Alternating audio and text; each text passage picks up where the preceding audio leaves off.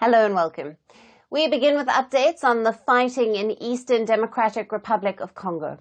Southern African leaders have announced that they are pulling their troops out from the war-torn region in the DRC as Rwanda-backed M23 rebels continue to advance. Now, Southern African countries sent their troops 2 years ago, and they had been helping the government fight the rebel forces. At least 19 soldiers from South Africa, Malawi, Tanzania were killed when the M23 captured the region's biggest city, Goma, in January. This extraordinary SADC summit has made the bold decision to withdraw our mission from the Eastern DRC. The withdrawal of some DRC notwithstanding, our august regional body will remain seized with the political and security situation in Eastern DRC. We must speed up the implementation of the decisions made during the joint SADC EAC meeting. These include the merger of the Rwanda and Nairobi peace processes. More so, that dialogue is a key cog to usher lasting peace to the people of DRC. As our mission enters a withdrawal phase, we appeal for continued support to facilitate the safe withdrawal of all our troops and evacuation of our equipment. The decision to begin a phased withdrawal of forces from the DRC was made during a summit of the Southern African Development Community, or SADC, in Harare on Tuesday. Now, this was SADC's third emergency summit on the DRC in recent months. SADC did not give a reason for its decision to pull out troops, but has called for a diplomatic and political solution to the conflict. Experts say the withdrawal is a major blow to the Southern African bloc that has gone from being on Kinshasa's side to being at best in a neutral position.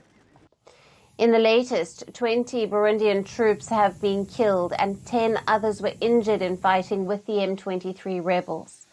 Reports say M23 rebels, backed by the Rwandan forces, launched attack on positions where the Burundian troops were stationed, and the fighting went on for 2 days. Earlier this week, Angola said it would host talks in a bid to halt the fighting. Now, Rwanda said that direct negotiations between the DRC and the M23 would begin on the 18th of March. Now, the Rwanda-backed armed group has cautiously welcomed the prospect of direct negotiations, but also raised concerns, urging DRC President Felix Tshisekedi to publicly express his commitment to direct negotiations as an absolute necessity. President Tshisekedi had previously refused to engage in direct dialogue with the M23, which he has repeatedly branded as a terrorist group. He is yet to comment on Angola's latest proposal for talks on the 18th of March. Both Tshisekedi and Rwanda's President Paul Kagame have been negotiation no-shows on previous occasions. Now, the potential peace talks with Rwanda-backed M23 has drawn mixed responses from people in the DRC.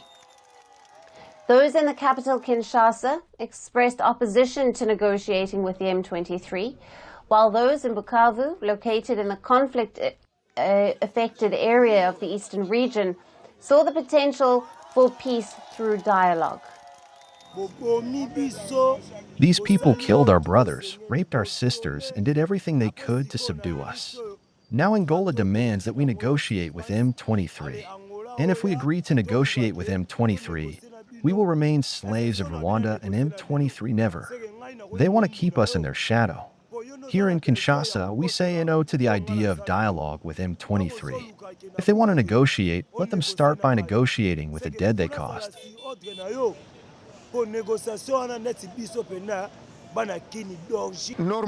This is what we deplore. We shouldn't wait until there are many deaths, because you know yourself, in Bukavu's life, it's always the same. We constantly deplore insecurity, even in North Kivu. The government should really be flexible and ready to dialogue with those who hold weapons, who have demands, and examine them to find a solution so that the population can breathe.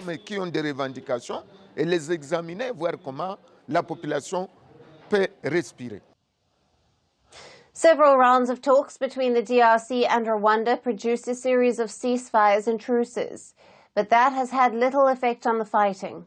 Over 7,000 people have been killed during the fighting, and hundreds of thousands have fled their homes. Concerns over the fighting escalating into a wider regional conflict are growing rapidly. Now, to discuss more on this, we have with us Stephen Buchanan-Clark, who is the head of Peace and Security Program at Good Governance Africa, joining us live from Cape Town, South Africa. Thank you for being with us. Thank you, Alison. Now, what are the key reasons behind SADC's decision to withdraw its troops from the eastern DRC? And what does this mean now for the security situation in the region? Well, the SADC mission in the DRC was in a very precarious and difficult position since the M23 sort of rapid advance on Saki and in Goma 2 months ago. Our troops had essentially been confined to their bases there, unable to leave.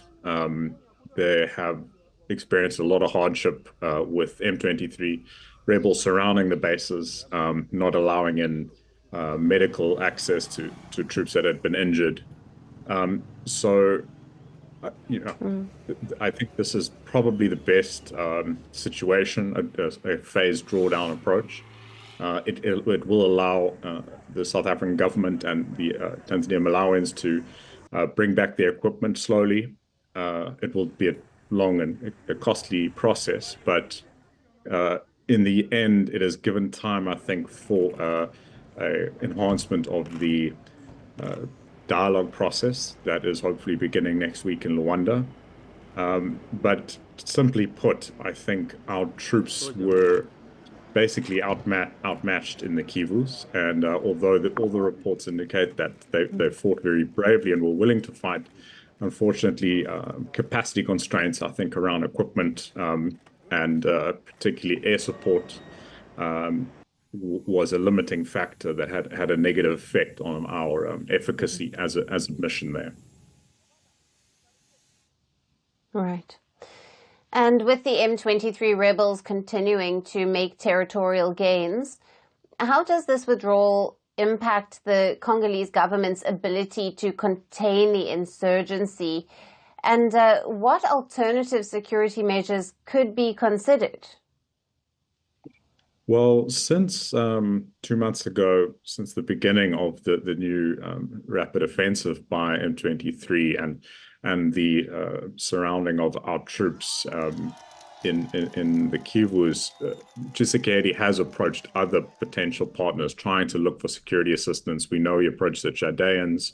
There was discussion with France and Qatar, and he's also made overtures towards the US, I think, looking for a minerals for security deal along the lines of the current Ukraine model being pushed. However, it's not clear if any of those have delivered any results for the president.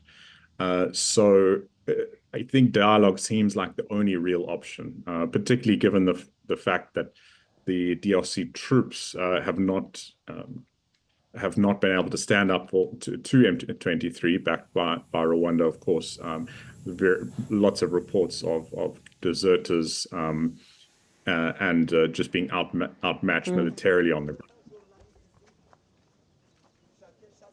Right. And finally, given the accusations against Rwanda for their alleged support of the M23 and the ongoing tensions with the DRC, how might this withdrawal and its consequences then affect the regional stability and diplomatic relations between SADC member states and Rwanda? Yeah, well, this is a blow to SADC. There's no really way of two ways about that. Essentially, it has exposed some of our capacity issues, military capacity issues, in the face of M23 and Rwandan forces. But next week we have an announcement from President Lourenco that next week dialogue will start directly between Tshisekedi and the M23. We still haven't heard clearly if he will be attending those talks or DRC government will attend. But in the SADC's communique about the termination of the mission, they did express strong emphasis on the need for dialogue between all parties. So that includes state and non-state actors. So SADC is pushing for Tshisekedi to directly engage M23 because it seems clear that dialogue is the only real option at this stage to preventing potentially M23 continuing south, which is not something that, of course, Angola wants or SADC as a whole, towards the Katanga region. And Tshisekedi at the moment doesn't seem to have many cards he can play, given the lack of security support facing him. Stephen, thank you very much. As always, great to have you on the show. Thank you, Alice. Firstpost brings you the Ideas Pod at the Raisina Dialogue 2025, the largest gathering of global policymakers, thought leaders, and innovators, now on the fastest growing international news platform. Big ideas, big debates, big impact. Only at the Ideas Pod. Raisina Hill. Firstpost gives you front row access to the conversations that matter most. The Ideas Pod. Raisina Dialogue 2025 on Firstpost.